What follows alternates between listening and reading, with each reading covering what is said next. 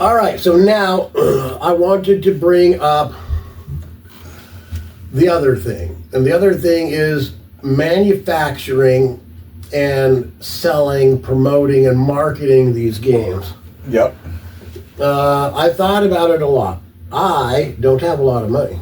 These games are good games, and people can really enjoy them. Yeah. Sure. And the whole concept is a really good concept, and most people like the concept quite a bit. Yeah. There's already a lot of fans of Halleck's Riches. Oh, yeah. You know, anybody who's actually played it, you know, a lot of happy people. We put it on the Game Board Geek a long time ago now, maybe 10 years ago. Mm-hmm. And it was actually considered, it was considered at the time, they put it in the top 5 of the most interesting games to be released soon. But then we never released it. Oh, wow. Yeah. So, money is an issue. You have to get a loan. Money's always an issue. To do your own printing, or you got to get a publisher willing to pick it up. But the problem with the publisher, if they pick it up, then they want to do their own thing with it. Yeah, they're in charge. They more or less, they're completely in charge, and you just sit on the sidelines and watch them tear apart your project. Mm-hmm. And if you have a one-time project and you watch them tear it apart, but you're getting paid for it, then you're like, tear away. You know? Yeah, maybe. I get it, and I'm done, and you take it, and I'm happy. Let's move and move. But in this case, in order to market my game, I created this huge storyline. I created multiple games that work through the events of this game. I think it's too big for any publisher to want to pick up, because they're going to want to have to pick. If they pick up Halleck's Rigidus, and they like the idea of the storyline and everything, it's not just one game anymore. It's literally, right now, it's like a dozen printable, ready-to-go games. And will be more. And will be many, many more. Right. Some will be simple, and some will be more elaborate, but there'll be tons and tons of games that come from this thing. And so, a publisher, they're not really going to want to deal with that. They want a game they could publish, they make money, they do it again, but they don't deal with this big, long, elaborate thing, because it's not theirs. It's their, not comes from their mind, it comes from mine. They'd have to hire me as the person that does it. Yeah. But then I'd be in charge and not them, and they want to be in charge. Yeah. So I don't think a publisher would be a good idea. Self-publishing, gotta get a loan and buy games and try to get. Yeah, you gotta hawk your future so that you can get enough of a loan to. And that's for one game. Yeah, that's kind of. And then if it hits off, if you make good money on it, you could do it for another game. Right, but you've got your whole life on mortgage. Your whole life's on mortgage, and you got to spend a lot of time marketing in order to get that one game promoted, to get it out there and get people buying it, people enjoying it. Right. And so I don't really want to do it that way either. So after thinking about it for a very long time, there's also startup money with Kickstarter campaigns and things like that. But there's big problems with those too. I found all kinds of problems. Printing is a problem, getting people to print your games in time to send it out. Some people have invested in those and then not gotten a game back from it that they were pre-ordered for like a year, and some never got a game back because the people that were doing the Kickstarter campaign, they were not prepared for it hitting off. Yeah. They were thinking, I'm going to get a Kickstarter campaign and I'm asking for this much money with an idea what they want to do with that money, and then they earn this much money. Yeah. And they got this much more demand for the pre-ordered products, and they're totally not able to deal with it. Yeah. And so a lot of those go the wayside. So I don't want to do that either. Yeah. So the best thing to do, from what I gather, is to create a YouTube or a Patreon or a Rumble account, or maybe all of them, and promote it through videos such as this, and get our subscribers to help us out by, number one, subscribing, and number two, participating any way they want to, like stories. They could write stories for the Halleck's Riges saga, and we can promote those. They would get credit for the story, at the moment, I couldn't pay them anything, but in the future, that Yeah. might change. Yeah. But if somebody's just interested in participating, Yeah. they can at least get their name in the whole system early on. And we'd be willing to include them in the storyline as in themselves. So Oh yeah. Instead that's cool. of- That's really cool. instead of writing a story and saying, I'm the author to that story, we don't want that. No, Yeah. that's not what I want. Right. I want, if you're going to write a story first, you're going to write it as if you're an investigative reporter and you're reporting on something that you witnessed or that somebody else witnessed. And that way you are in the story as Right. that investigative reporter. You're there Right. as an actual person participating So in what's you're- going on and you're reporting on it. Yeah. So you're not right. You put yourself in that world. Mhm. That's pretty cool. And any subscriber who wants to do it have the opportunity to put themselves in the world. Yep, and then any future publications that come out based on that particular area of what's going on, they would be in there as the reporter Yeah. that was out there to do an investigative report on Yeah. what's going on. So they would actually write themselves into the story, and then we would continue them in that role as Yeah. we did our own stuff. Yeah. Yeah. And it's a mystery as to what could happen eventually through the storytelling with that character. Well, exactly, and they could actually become part of a future game. Yeah. You know, so we could release a game and they're actually a major part of that game. Yeah. Because they wrote themselves in and it managed to develop in a certain way as time went on, that particular character. And the more you write too, if you want to be an investigative reporter and that's how you go into the game, that's how you write yourself in, then you can do more than one report. You say, I went and investigated the warehouse in Alex Rigidus. There was this talk about somebody discovering this crate of mussels that still are flexing as if they're connected to their, people in there, but there's no people there. It's just so we went to investigate, and this is what we discovered. And it might not even be that at all. The crate was missing, but something else was there, and they're reporting on what they saw there. Yep. And then that's just one reporting in one location in town, and they can have future reporting, so they become a known reporter in the area. Right. Foots in the ground sort of thing, like people that go investigate wartime areas. They take pictures of the war and the atrocities of wars and things go on. So these people put themselves in the event and what's going on. And they can put themselves right in the actual event time or in the aftermath or just prior to it, however they want to put themselves in. Yeah, that's really great. Ultimately, the story can have all kinds of avenues that go all over the place. So, and the better you are at writing and the better it's presented, the more commonly we would include that person as things move. So this whole concept is one of the most expansive ideas in the whole world of games. I would say in tabletop gaming, yes. Tabletop gaming, one of the most expansive concepts there is out there. Yes, because it is, number one, it's already started. It's not like I came up with this idea, now let's go out and develop some games. We got the first Chronicle, for the most part, at least the basics of the first Chronicle's done. You're talking 5 games, and then you've got pieces of the pre-sequel and peripheral games that aren't even part of the Chronicle. They're still part of the world, but they're not part of that Chronicle.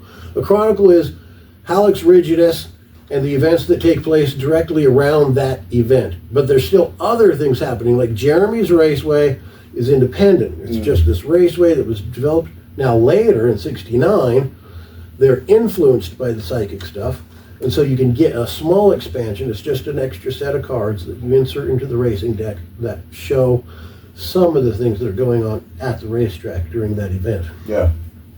So what else as far as marketing goes? Well, marketing, what I really want to do is I want to give our games away for free, literally. Yeah. I prefer to give them away for 100% for free, including freight, if possible. In the beginning, we might not be able to do a freight free, but there are a lot of smaller games. We've got like an 18-card game. Stitman and Pitt is just a simple card game. Yep. Xanther and Pox, it's not really related to the game, but we use it as hidden games. So we will hide as Xanther and Pox inside one of the other games. Yep. As far as that goes, Stitman and Pit and Xanther and Pox are not part of the Halix Rigidus saga, except they're simple games that we use to hide in other games, and they are themed. So Stitman and Pit and Xanther and Pox are themed games. Mm-hmm. So they're the games that all the mechanics are the same, but the images can be different in order to give you a different feel each time you play. Mm-hmm. And so they used to be separate games, but now I've got them so they're being developed so any Stitman and Pit that's being created can also be a Xanther and Pox. So instead of creating a Xanther and Pox and then a Stitman and Pit, you just have a Stitman and Pit, which is also a Xanther and Pox. But as a hidden game, I could have Xanther and Pox hidden in another game, and it's not a Stitman and Pit, so it would become a unique theme that you can't get by just purchasing a Stitman and Pit and including that theme from the other. So because of that, the themed games can be collectible of their own. Yeah. Because you might want to have all the different themes, or at least all the themes that are based on, girly things, or, boy rockets and cars, or dolls and, jewelry, and, you could have scary ones, you could have horror ones, and you can have, sweet ones. So they're all themed, and then, like I said, the Xanther and Poxes might be individual hidden in the game. Jeremy's Raceway has a Xanther and Pox hidden inside of it, Yep. which means it's a car game. So if you like cars, you want Jeremy's Raceway, so you can get the Xanther and Pox car theme, which you can't get anyplace else. We don't print it any other place. You only get it through Jeremy's Raceway. Right. So, so we're not selling games. So what are we doing? The goal is to get subscribers to our channel. We'll start on YouTube because it's most popular, but I'm thinking going to Rumble, which is more conservative-based YouTube type of thing. Maybe Patreon or something like it. I hear Patreon's not so good, but there are other places like it that might be better. And so, but for now, just starting out, I want to just expand on with YouTube for now and just see if we can get enough subscribers. If we get enough subscribers and people are watching our content enough, then we can start getting paid for, our YouTube content. And then the more we get paid from that, the more our subscribers will get free games. Yeah. Yeah. And if you're involved with us at all, so if you say, I want to write a story for you as an investigative reporter, or you can do it as somebody that prints a newspaper. Somebody came to me with a story, and it was horrific, but it seemed like, I collaborated with a few people, and it seems like it's true. And there's proof, there's some truth to it, and so you print it in your newspaper. So when you do a story for us, it can't be just a story. Right. Yeah. You have to write out who you are and where you got that story from. Yeah. You have to make it realistic. You have to detail it. Yeah. Yeah. Okay, but anyway, so the idea is that you'll subscribe to the channel in the hopes that there will be enough eventual subscribers that we can afford to just send you games for free, and the more subscribers we get, the more games we can give out for free, and the more games you can collect. And we'll also be giving away like the timeline and maps of the area. Those would be like merch that you can just purchase. You don't have to get those free. We'll just have a lot of Halix Rigidus merch available, and you can pick up that stuff however you want. So if you're getting the games for free and you get the first Chronicle and you want to see how it lays out in the timeline, then you can purchase this map that'll have the timeline, and you can see where your games line up in that timeline. Okay. And things like that. Sounds good. So you like the idea? Yeah. You think we have a chance in hell? Yes, there's always a chance. We'll see. But I think that I think it's a genius concept, and I think it's worth a shot. And so we'll give it a shot. See what happens. Well, And the only thing that that I worry about sometimes is board gaming and table games and stuff like that, party games, stuff like that.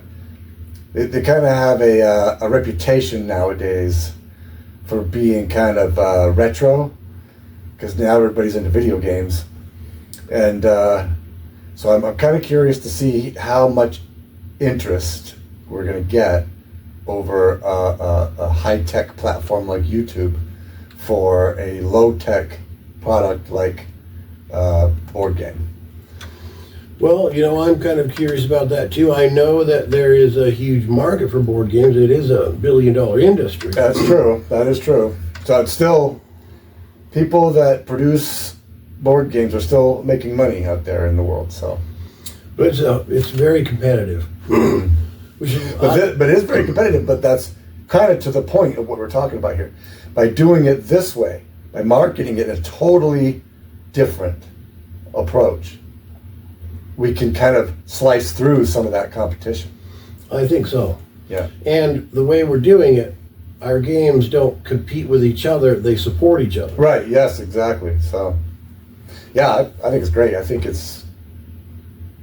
has potential for sure.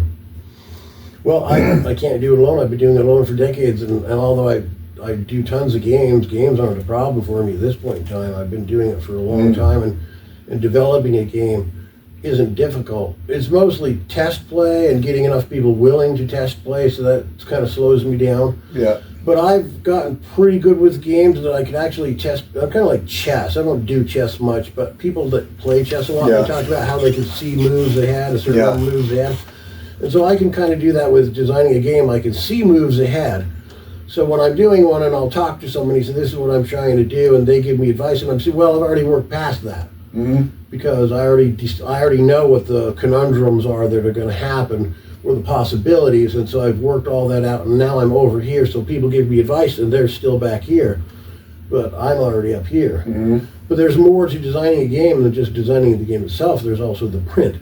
Mm-hmm. And that's one thing I didn't know until later. When I did Halix Rigidus the first time, well, it was called Halix the first time, it was elaborate. It had like 120 abomination cards. Mm-hmm. It had like 20 character cards, and it was huge, Yeah. And then I took it to a printer, and I found out what it would cost to print that. And I'm like, holy cow. And you know what? I wasn't there, but I already know what the printer's reaction was, right? Well, the printers... It was this.